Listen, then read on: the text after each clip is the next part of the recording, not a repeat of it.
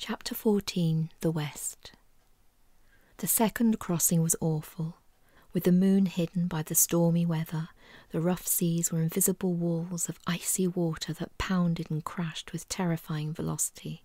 The outraged bellows of Georges sang out into the storm's rush. The Oceanid would normally swim deep below a storm like this, explained Wolfgang to Felicity, shouting to be heard. He'd begun to speak with her occasionally. Perhaps Pippi's burgeoning friendship with him helped. Felicity wrung out her hair as a large wave emptied over them all with a roar. Reuben ensured everyone was well anchored and then joined her. He helped squeeze out her dripping curls and tenderly wiped her drenched face with something dry he had tucked inside his clothing. Felicity took it. It smelt of him, his familiar spicy scent. She tried to speak, but the storm was too noisy to talk properly. He nodded as if she'd spoken. She couldn't tell if he was smiling. She tried mind-sharing. As she broke into his thoughts, she saw an image of a girl with a fat, stripy tail. The girl had her face. Ooh! "Are you okay, Felicity?" cried Reuben hoarsely, unaware as yet of her mind presence. And then he sensed her inside him. "Reuben," said her lively voice. "Reuben, where will we go when we land?" Felicity wanted to think of landing. She could only think of land, of heat and solid ground, as this lashing, crashing ocean claimed them. Reuben's deep voice replied, and his eyes held her gaze as they continued their private conversation, and he filled her mind with beautiful images. "We will pass through the country of Georges, baking dusty plains that echo to the sounds of the taureau herds, then on through ice-peaked mountains, whose pine-clad lower slopes look back south to a land of the fragrance and their forests, in whose verdant canopies they sway with the thermals of the western skies, as they look forward to the open plains, the mountain passes, and Orion country, my homeland." "I feel your love, Reuben. Your homeland must be a very special place." "You'll see, little Felicity," whispered his voice in her head. He raised her hand to his lips and gently kissed her palm before moving away to see if everyone else was safe from the storm. Felicity settled down into a damp but warm spot next to Pippi and tried to sleep in spite of the howling tempest. The next morning the storm had passed, and they were deposited on a golden strip of sand, already warm at this early hour. Further back lay a line of bush into whose depths the others had disappeared in search of food. Reuben had let Felicity doze after the dreadful crossing, but she jumped up now, uncomfortable to be alone in this open landscape. Hunting through the jungly thicket, she could hear no voices, only the clicking, buzzing and raucous chatter of the forest life. She looked up but could see no sign of the strata. "I suppose they've done their job for now," she thought. "They only said they would guard us to the Western Isle." But she would have liked to have heard their beautiful singing again. A branch cracked ahead of her and she stopped walking and held her breath. Gus appeared with armfuls of a ribbon-like plant. They flowed over his elbows and trailed from his head. He looked like a popped party streamer. "What are you doing, Gus?" she laughed. Gus beamed. "Reuben suggested we all find different foods to show you how abundant the Western Isle is," he said. "You were absolutely still. We all agreed you needed much rest after that dreadful crossing." He came up to her and stood disentangling his spikes from the thick ribbons. "In my world we have many plants too," Felicity said, helping him. She pricked her finger on one of his leg spikes. "Oh, Felicity, forgive me," said Gus. He looked truly sad. "You are a gentle soul, Gus," said Felicity, touching his arm carefully. She thought of his 3 top branches as arms and his 2 bottom ones as legs.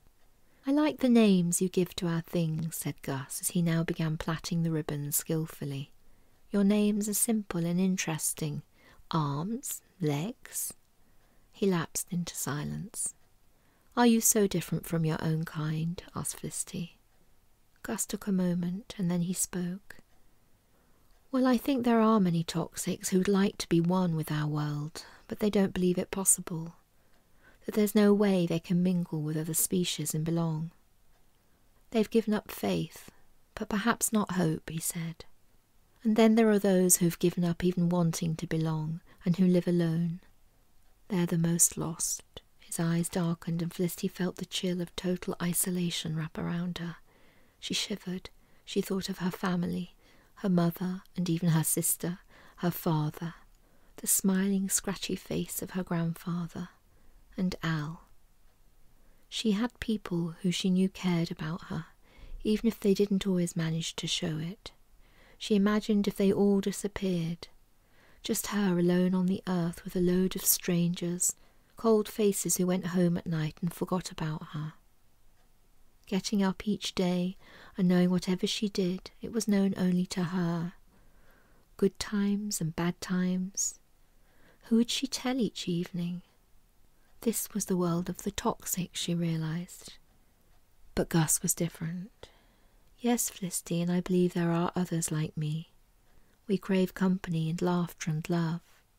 We admire beauty, he continued aloud. We cannot accept our destiny, but we know destruction is not the way. These dark TOXICS are more than lost. They're vengeful and could bring this world down with their destructive intents for the roots. The ancients were right, they must be stopped. Can you help the quest prevent them? Said Felicity, copying Gus, who was continuing to deftly weave the ribbons of plant into a firm interlocking wand as he spoke. Yes, he said in his handsome voice, and Felicity remembered how she'd first seen him. Such a mix of ugliness and beauty, so lost and yet so giving. There is surely a place for you in this world that claims such harmony, said Reuben, who had silently padded up. You read my mind, Reuben, said Felicity, for once happy to share it involuntarily. Yes, it's not hard here, he replied, taking a deep breath of the warm, pure air. He flopped down beside them and unfolded a purple, leathery leaf as large as a dinner plate.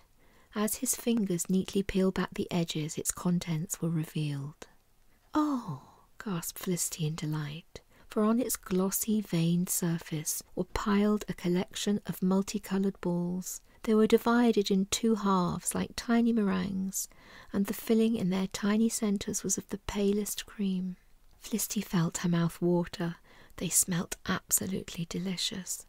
Reuben and Gus laughed as they watched her eager face. Not yet, Felicity, said Reuben, as her hand crept out to take one. We'll wait for the whole feast to arrive. I promise you the patience will be worth it. These foods work together.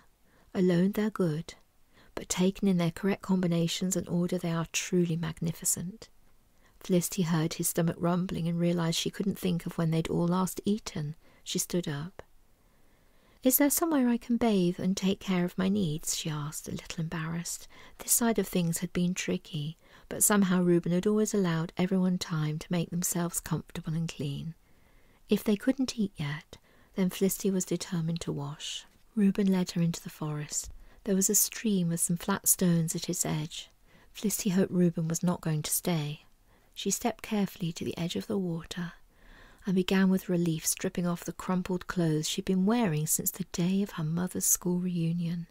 Her throat felt tight as she allowed herself to think of her mum.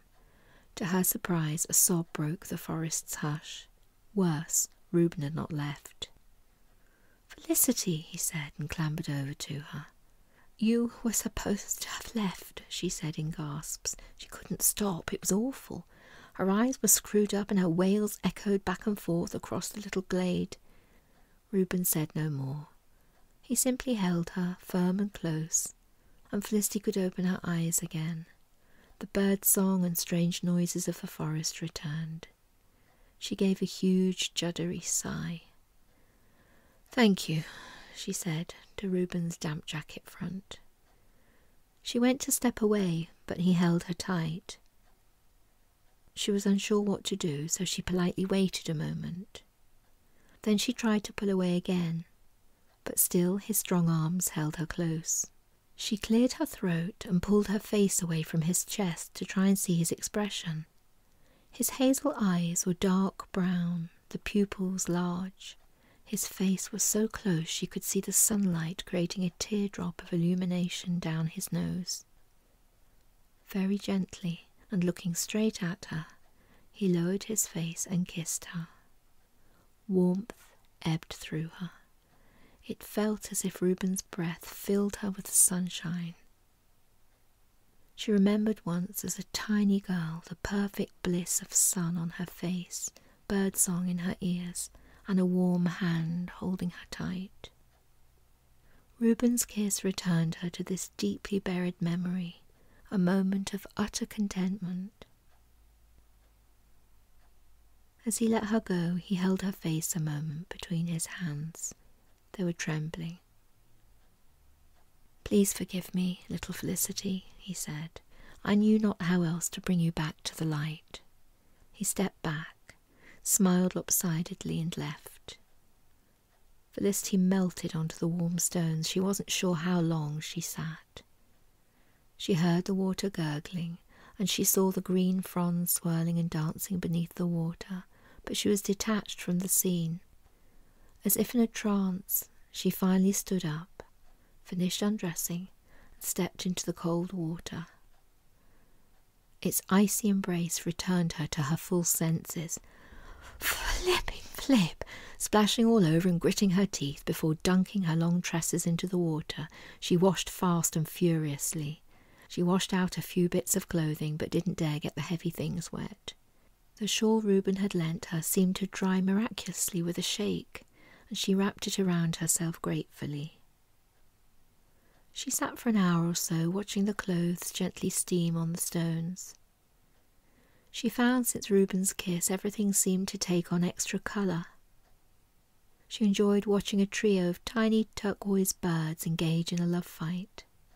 The cocky males sparred angrily as the female watched with apparent nonchalance. The victor claimed his prize, and Felicity looked away with a happy smile. It seemed only polite. Hunger had been replaced with pain, and she dressed in the damp but warm clothing, carried the outer layers, and returned to camp with hope of sustenance at last.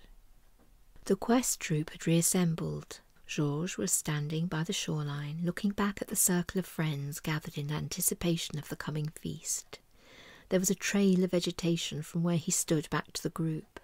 Felicity was astounded by the feast. Added to the plats of leaf that Gus had by now piled up high were many more of these tiny meringue things. Wolfgang and Pippi had carefully made a match the size of a rug, of criss-crossed white rubbery shoots that wobbled where they lay. Scrat and Little Green had filled large conical-shaped flowers with a pale lemon-coloured liquid, and carefully placed tiny matching conical flowers by the side, with which to scoop and drink. As Felicity approached, they all turned to her with pride. "Wow," she said, holding out her hands with wonder. They all began to speak at once, until Georges bellowed, "Silence! Enough talk! Let's eat!" to which everyone readily agreed. Felicity sat next to Pippi and Wolfgang.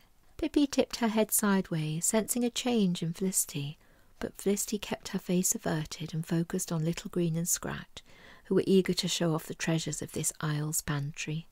"We've plaited strape, thanks to Gus," they said.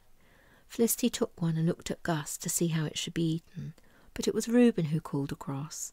"Like this, Felicity," and with a mischievous wink, crunched his white teeth firmly through the whole plait before tearing off a large chunk and chewing hard. Felicity tried and was surprised to feel that the leathery ribbon-like plant had dried to this crunchy, slightly chewy consistency. It tasted almost meaty, she thought. "Dip it, Felicity," called out Gus with difficulty as his mouth was rather full. Felicity watched him to see what he meant. He'd taken a scoop of the liquid and dipped his plait into it. The liquid turned the plait pure white. Scrat passed Felicity a scoop, and Felicity dipped. It tastes salty now, like beef jerky," she thought, swallowing noisily. She sipped the liquid, expecting it to be salty, but its flavour was simply refreshing, like a good mineral water. She helped herself to a couple more scoops before trying the next offering. Georges had tossed a few of his leaves in her general direction, whilst hoovering up more than half of them himself. Felicity tentatively nibbled the edge of one. "Jacket potato," she thought. Rising to the pace of this feast, she walked over to the mat of wobbling shoots.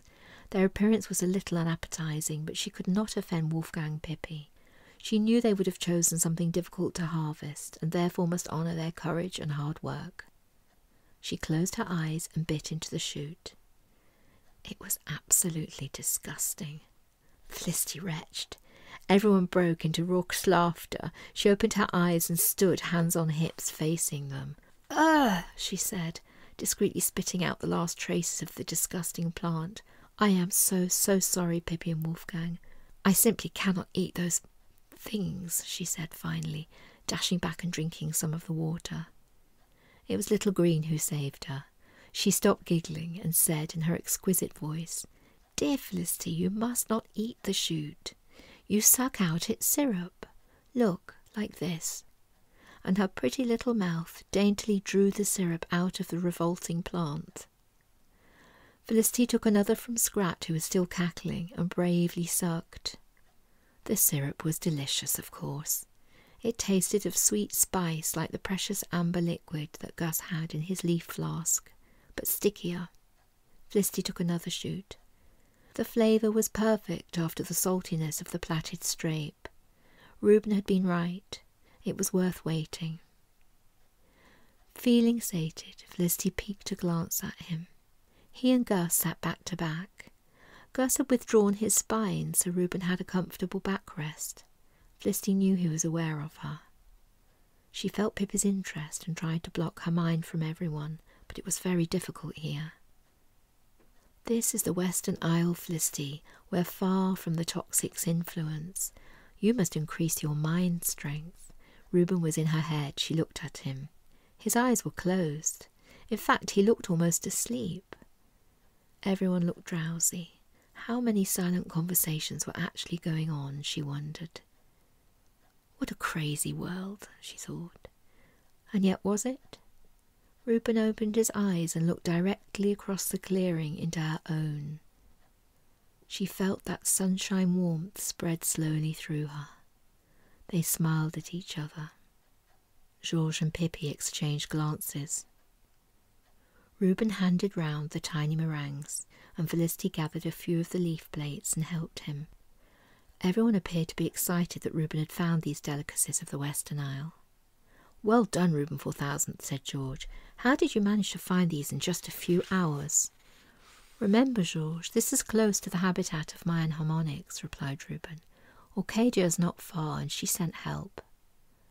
George glanced at Pippi, but they concealed their thoughts. "How will she accept Reuben's enharmonic, Pippi?" "Not well, I think," was the silent reply. Unaware, Reuben walked up to Felicity and said, "Close your eyes and open your mouth." So she did. He popped two of the tiny creations onto her tongue. The moment they touched down, they began to fizz. "Ah!" she exclaimed. She closed her lips and let the fizzing explode on her tongue. It was such a funny feeling. She giggled and opened her eyes. Georges was trotting back and forth, throwing his head up and down and shaking it from side to side. Wolfgang and Pippi were sneezing and then taking more with little growls. Scrap was cramming 3 or 4 in at once and running around shouting. Little Green gently sucked one at a time, eyes closed as if in meditation. Gus's method was to roll 2 around his mouth and keep a straight face. She and Reuben began feeding them to each other, 2 at a time, and spluttering with laughter as the fizzing, crackling meringues tickled their mouths and inside their noses. The chaos could have gone on all afternoon. Reuben had collected so many fizz-ruffs. But suddenly there was a rustling in the forest. Beginning to work as a pack, they lined up in their places. Wolfgang and Pippi stood out front, with Reuben centrally behind them. Felicity felt strong. She placed herself immediately behind Reuben and in front of the remainder of the troop. Pippi looked at Reuben and they seemed to agree. But Felicity heard Gus move quietly closer. Behind Gus were Scrat and Little Green side by side, with Georges bringing up the rear. "Name yourselves, approachers of the West," called out Reuben. His confident, deep tones hung in the air, but there was no reply. "I am Reuben 4000th of the Orion, and I repeat, name yourself." His voice was deep and strong, but still no voice came. Wolfgang and Pippi stepped forwards.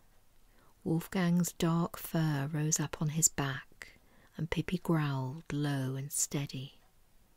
Felicity felt the hairs on the back of her neck rise up, and a cold chill travelled down the back of her arms.